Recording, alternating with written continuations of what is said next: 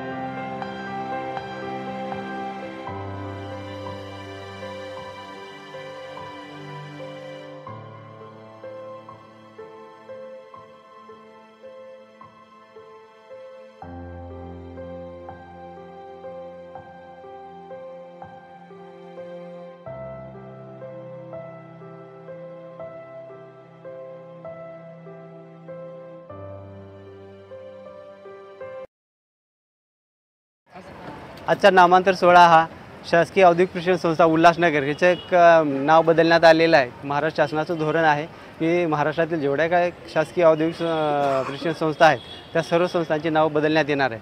तर त्या अंतर्गतच आज उल्हासनगर ITIचं नाव बदलून दादा वासवानी शासकीय औद्योगिक प्रशिक्षण संस्था असे करण्यात आलेले आहे। तर दादांचा आदर्श घेऊन आम्ही आमच्या विद्यार्थ्यांना घडवण्याचा प्रयत्न करू। त्याच धर्तीवर आमची मुलंसुद्धा पुढे चालतील याचा निश्चितच आम्ही इथून पुढे प्रयत्न करू। धन्यवाद। आज हम सबके लिए बहुत शुभ दिन है कि आज इस इंस्टीट्यूट का नाम दादा वासवानी शासकीय औद्योगिक प्रशिक्षण संघ रखा गया है। इसका उद्देश्य है बच्चों को स्किल डेवलपमेंट देना और उनको काबिल करना कि आगे वो अच्छा अपना फ्यूचर रखें, कुछ सीख के और अपना काम शुरू करें। जैसे कुमार आयलानी जी बताया कि सब ने बताया कि ये यहाँ पर हम सब सिखाते हैं और आगे अच्छा करेंगे। हमने भी यहाँ पर अपना प्रिंस मार्केट में जगह लिया है जहाँ पर हम अपना शुरू करना चाहते हैं स्किल डेवलपमेंट। हमारा थोड़ा डिफरेंट होगा कि हम बैंकिंग, इंश्योरेंस सब सेक्टर के लिए कुछ हम बच्चों को शिक्षा दें और ताकि वो आगे ज़िंदगी में और अच्छा कर सकें। तो मेरी इस शुभकामनाएं हैं और इनके साथ में हम मिलके कुछ काम करेंगे। Thank you. हाँ नमस्कार।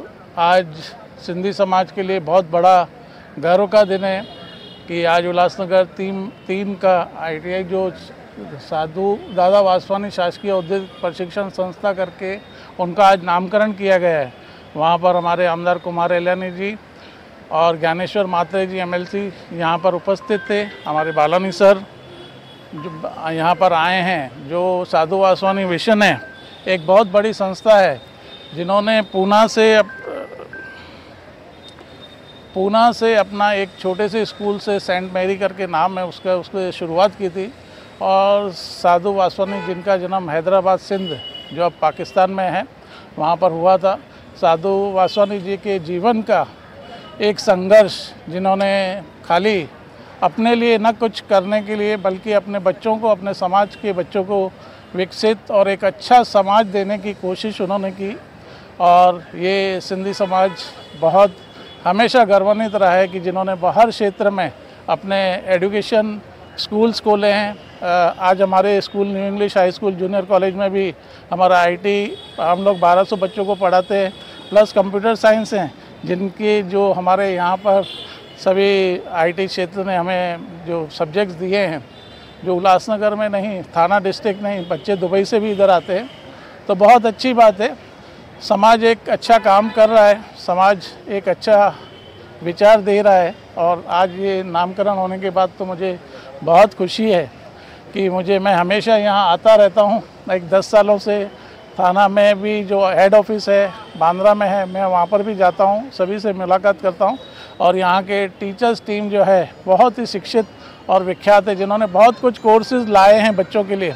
और IT जो क्षेत्र है इनका ITI, वो बच्चे पढ़कर आज यहाँ नहीं बाहर दुबई वहाँ पर अपना जो है रोजगार कमा रहे हैं। और महाराष्ट्र सरकार, जिन्होंने, मैं उनका भी धन्यवाद दूंगा, जो हमेशा महाराष्ट्र सरकार बच्चों के लिए सोचती है, मराठी बांधव हो या अन्य कास्ट हो, सभी के लिए सोचती है और बच्चों को आगे बढ़ाती है।